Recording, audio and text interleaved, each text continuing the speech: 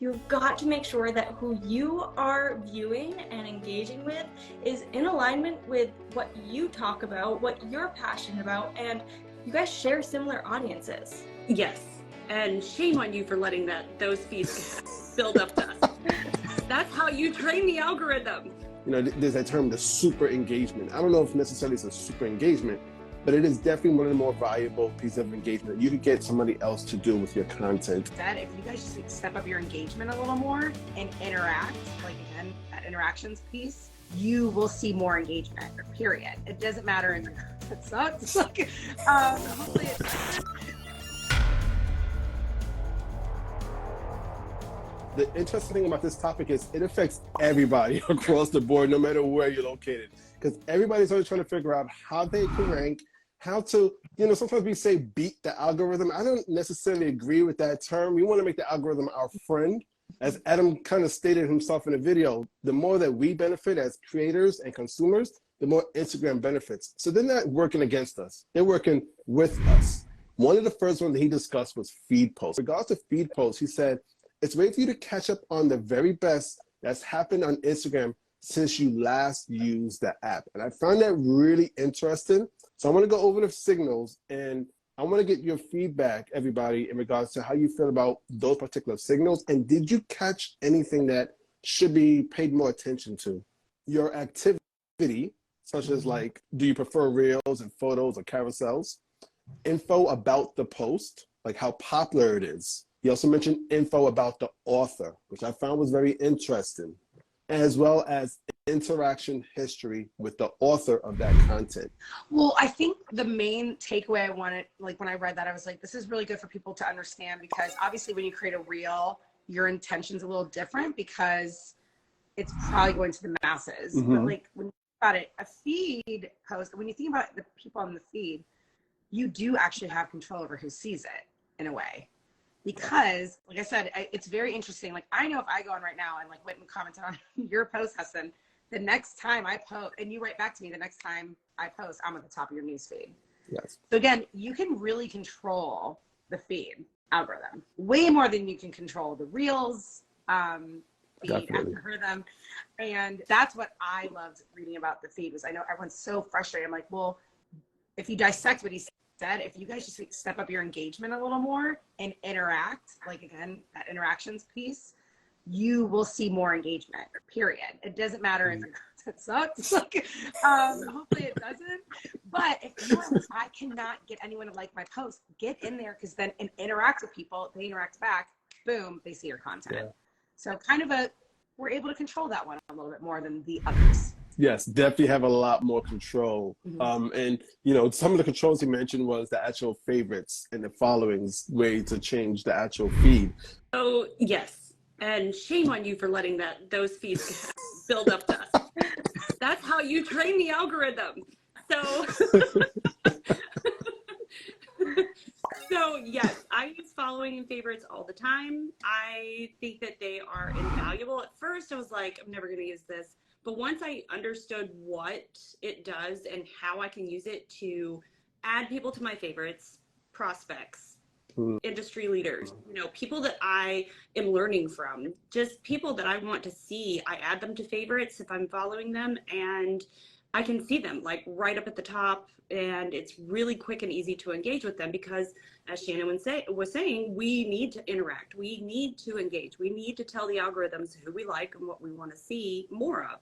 So, and who we want to show our content when they jump on Instagram. Yep. So, you know, to do this, use those feeds, get into favorites, get into following. I jump into following as soon as I post.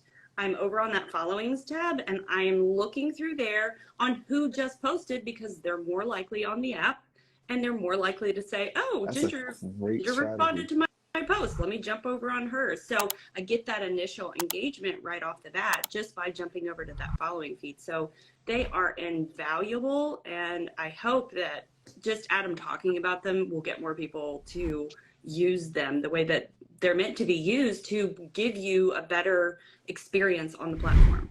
Well, I don't know about Adam, but from your conversation, what you just said, you've convinced me to actually clean it off and actually try it out more. Because I love the way that you just broke that down in regards to the strategy, particularly when you post and then switch over to following. That's a really great strategy. I hope you guys are really paying attention to that. To be honest, I don't use the different options to be able to view my feed, like the following, the favorites. But that is because I have been using Instagram with so much intention for so long that like I think I just am like trained myself to understand who to search when I want to engage. But that's like a shortcut right there, right? Definitely using that right after you post. That was genius. I love that. I might have to start doing that. So thank you for that little tip there. And I think what you said right when you were finishing, Ginger, about how the reason we have access to that is to make it so we enjoy our time on the app. So if you currently are like, oh, I'm sick of the fact that I don't see the people I follow, like you're doing yourself a disservice by not using that. You have the power to change it. So I think it is a very useful tool that more people could use if they want to enjoy their time on the app. However, talking about the signals, something that really stood out to me that I think is just so important to really reiterate here is the number one signal was your activity. Like, yep. And the other day I heard somebody say this and it made me cringe that who you follow, who you engage with does not affect how your content gets put out. And I was blown away that this was, I was like, that's complete opposite. But I think that too often we think as consumers, like we're just consuming for entertainment, we're consuming just, you know, as we're bored, standing in line, laying in bed, whatever. And if you're using this platform for a brand or for a business, you have got to use it with intention. You've got to make sure that who you are viewing and engaging with is in alignment with what you talk about, what you're passionate about, and you guys share similar audiences. Like, it's like a big giant spider web, and you want to make sure that you are in that web. People who are engaging with them are going to be more likely to see your stuff on the suggested posts if you're engaging with them. And it's such a powerful way for you to really, like Shannon was saying, train your algorithm, shape your algorithm, get in control of it. So I think that it's extremely, extremely important for us to sit back and think, how am I using this app? Not so much how am I trying to get people to follow me, but how am I consuming content?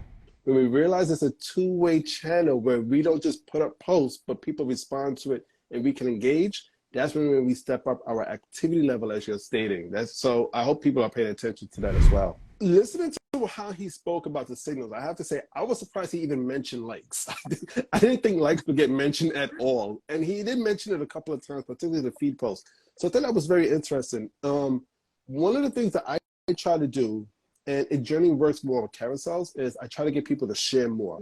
And share seems to be like, you know, there's that term, the super engagement. I don't know if necessarily it's a super engagement, but it is definitely one of the more valuable pieces of engagement you could get somebody else to do with your content. And I noticed that with carousels, you can really get a lot of people to share those type of posts.